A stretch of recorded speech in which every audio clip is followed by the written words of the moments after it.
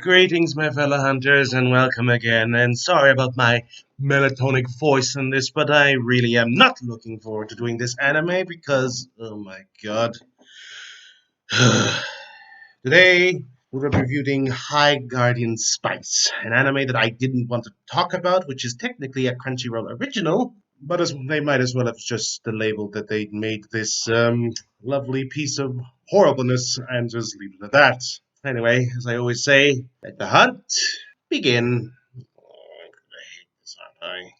So, the story. Now, before I get into it, stop me if you've heard this one before and type down the comments below what you anime you think or TV show you think fits into this criteria. Basically, four students who are basically of different backgrounds go to a magical school where they must hone their skills in basically anything from swordsmanship to magic to smithing to rangers and anything between in order to protect the world from forces that wish to destroy it, and so must hone their skills, work together, learn the understanding of what it means to be a hero, and cooperation and friendship.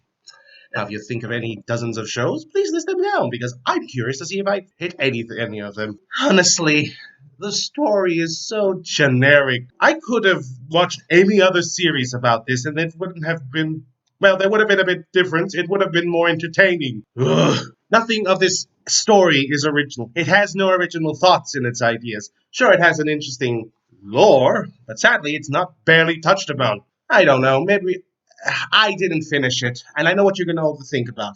Hunter, that's unprofessional of you. You should have watched it to the end. You may call it unprofessionalism. I call it efficient.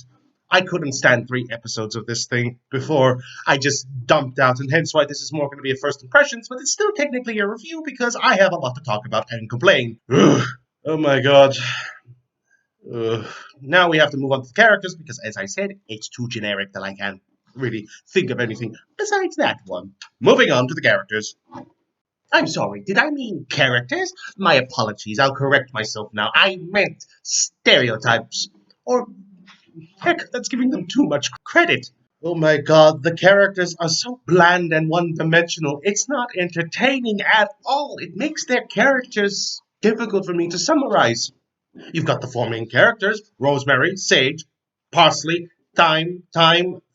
I don't know how to pronounce her last name. You could easily label them into our one of four archetypes. I was tempted to just skip this over because that kind of explains it everything, but just for the sakes and for you audiences, because I had to watch this. You're going to suffer with me as long as possible. I'm going to basically list them out pretty quickly. First up is Rosemary, the main protagonist of this series, and she is basically the bubble-headed one who's basically optimistic about everything, and oddly very chatty and very interesting, in the sense that she basically just I don't know, I don't know how to summarize this last part, but basically she likes things like getting things is cool, like rabies apparently. Oh, good. So, yes, and also she suffers from dead mother syndrome, different from dead father syndrome, but basically the same thing. It's just the names are swapped about. Basically, her mother disappeared or died, or both, and basically she wants to follow in the mother's footsteps and become a warrior to protect the land from evil. That's about it. Next is Sage. Hint, hint. She's the magic user because this series cannot do subtlety, so they decide to call her Sage. And she's the book smart one who tries to be more level headed than her compatriot and basically wants to be a great wizard. That's about it, frankly. Nothing more to that. Yeah, just that's it. Moving on. Next we have Parsley, and she's the dwarf. She's a good blacksmith. In fact, she was so good that the teacher actually bumped up to the third year because how good she was. She's a very technical know-how sort of gal. She's pretty smart on her feet. Not, yeah, smart on her feet. And she can solve pretty good problems. And that's all I've got for her. I can't even really summarize it any better than that. Moving on. And last we have Theme, however you pronounce her name, is basically the dark, brooding, serious type who takes no nonsense and basically doesn't know how to have fun. She's the sort of person that you definitely don't want at a party because she'll just complain at how boring or how everybody's just not taking things seriously. And that's it. That is literally her character. I could mention she's an elf. That might work, but not really worth it because I know elves from other series that are actually fun. Ugh. Boring, and that's it. And that's it for the characters. I can't really say any more about the four main leads. I can bring up the fact that there was this bratty character that seems to be a hallmark in a lot of series these days. But we have to have that one character who's basically aloof, aloof, aloof. I'm better than everybody. These four main girls, who are technically the protagonists, are so below me because I'm rich and I'm better than everyone because Daddy could afford a nice bracelet or two for me. I am getting really sick and tired of these characters popping in when they shouldn't be because they add nothing. I understand it's for the audience to hate somebody, but you cannot have that. Why not just have the villain to have that role? Not one of the characters that are going to be in the series. And she's not even fun. She's more annoying. Ugh. I'm going to end this now because I have a lot more to talk about and I can't stay forever on the characters. So we're going to move on to the animation. And oh boy, I got a lot to talk about. The animation. Purportedly for $1 billion company, the animation is rather cheap. The closest style I could see was the She-Ra reboot, which is kind of similar in a lot of ways, but that looked monumentally better than this. Best way to describe it, the quickest notion is it's cheap, it's stiff, it's unnatural, and it just blatantly looks unappealing. I swear, when characters are walking, they glide on the surface. Heck, I even sometimes think they don't have legs unless they pan out and revealing they do have legs. I've never seen such amateurish animation from what purportedly being from a finished product. Maybe you're saying, oh, it's just a few keyframes. No, it's like every single frame that I notice how cheap it is. If the story was good and basically, if I was a saint for forgiving bad animation, which I technically am, I would have said, the story would have made up for it. But honestly, Kimono Friends and how it has atrocious CGI, what made it good was because it had an interesting story. A little bland, but still interesting. Ruby, another one, who uses CGI. It's stiff, but at the beginning it had an interesting premise and had good, interesting, fun characters. Sure, the animation was not exactly top notch, but I'm going back to this one. As I said, it's not good. No thing looks fluid. Everything looks like they are skipping frames, or basically, in the very first episode, when the head mistresses were showing, me and my friend watched the second episode, and we realized that her wrist went like an unnatural 360. Like it literally was spinning 360 degrees, and we noticed it. That isn't something good. you know, if the animation just had a little bit more time and a little bit more effort put into it, then maybe I would have tolerated it. But since it's just so atrociously bad, I have nothing more to say. Yeah, everybody's right about the animation, and I'm not going to bring up the fact that they use a stock footage in one of the episodes. Oh, wait, I just did. Just for the quick note, they literally used a picture of a lamp for a lamp because they were too lazy to draw it. So, music, I liked it, but I only liked the opening because it was actually cheerful and bright.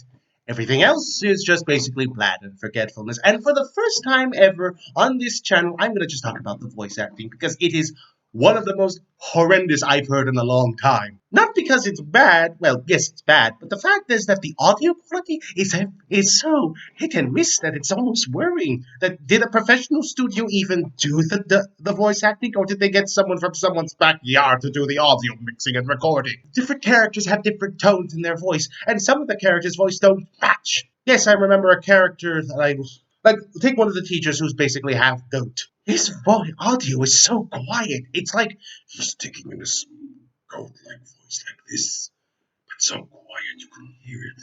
I couldn't hear it. I had to turn the volumes up just to hear him speak.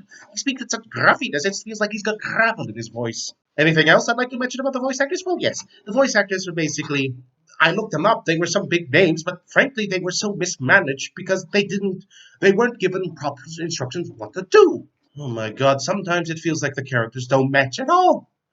This is a glorious case of me wondering, did they get recording in a garage? Or did they get someone to do it in a garage with the audio mixing and tape and thinking, some of these characters are too loud. Let me lower them a bit instead of ask them to redo. Cheapens the mood. Oh my god, I can't say anything good about this series for once, and it's been a very long time since I've done this. I'm going to end this with my final thoughts. So let's get on to that one.